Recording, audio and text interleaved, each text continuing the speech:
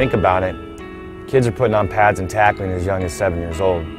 Those are babies. What's at stake here is my son's life and the life of his family. Horrible stuff happens when safety goes out the window when it comes to tackling. Having organized groups that can teach the proper way to tackle to minimize the use of the head, that's a key thing. Most spinal cord injuries in football occur in the act of tackling and tackling improperly. Right now, we need to make effective steps that make the game as safe as possible so that we can enjoy it, because it is America's game. You know, unless you learn this at an early age, whether it be in a grade school program or a high school program, chances are you're not going to be able to do it. I think it would be a great thing to have these clinics put on by college, pro, high school coaches where they teach kids to tackle. I think by emphasizing the proper technique, starting with young kids, the technique of never using your head as a projectile, never hitting with your head down, I think if we're able to keep emphasizing that, then I think we'll make a big difference. I'm not saying I would have gotten hurt or not. I'm just saying that if a lot of kids knew the proper way to tackle, then that would help prevent a lot more injuries.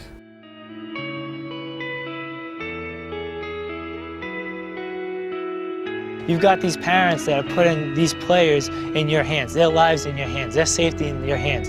They're relying on you to keep them safe. I love football. I love the sport. I love what it does for kids. I love what it does for my child. But I want them to continue to play. And play safely, play correctly, and have fun at the end, and everyone walk off that field.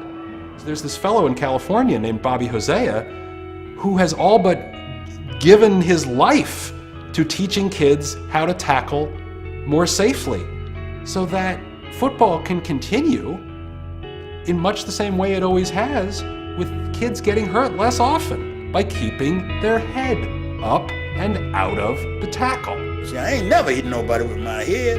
I ain't putting my head in there. That's what you should teach your kid. Watch their head. Keep that head up. That's what you're teaching.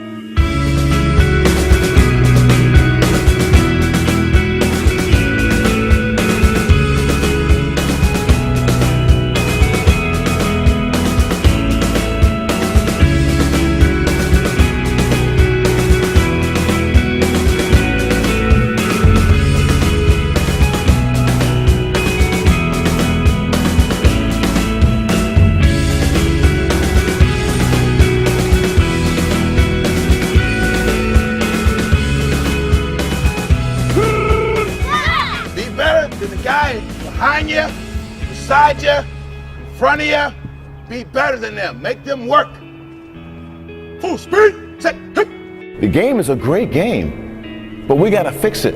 It's so important at this level to teach how to properly tackle because they're just starting out. So if you teach them from the get-go, from the start, how to properly tackle, they don't know the wrong way to tackle.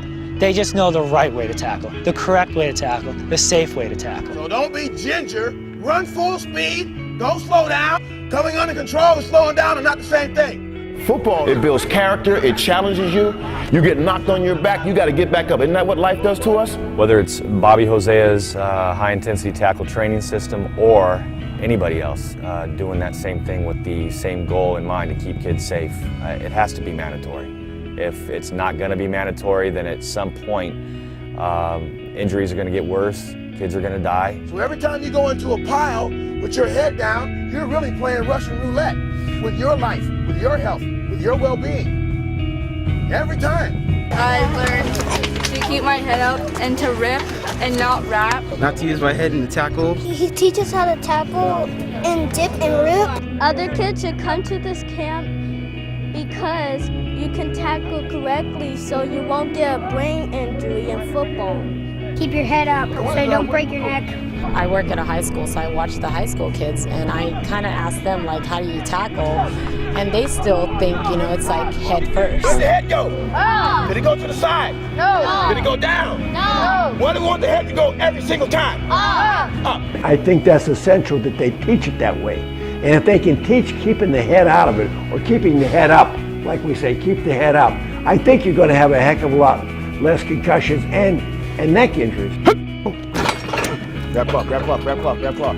This game is not about destruction. This game is about building character, physical fitness, toughness, intestinal fortitude, all those things. Take it for a ride now. Go for a ride. Get the air. The football players are made. They're not born. This is an acquired skill. This is an acquired knowledge. The hips control the head, but the arms accelerate the hips. And so when the hips accelerate, the head will accelerate. It'll come up and away from the ball carrier. And once they learn that, now there's no longer any fear. But nobody needs a bulging disc in the back of the neck. Nobody needs slurred speech because they've been hit in the head too many times. Nobody needs to be in wheelchairs because they played football incorrectly. Now they're paralyzed for the rest of their life. Hip rip. Oh, good. I like that. Good. Good. Set. Hip release. It's time for the adult community to step up and make the game safe.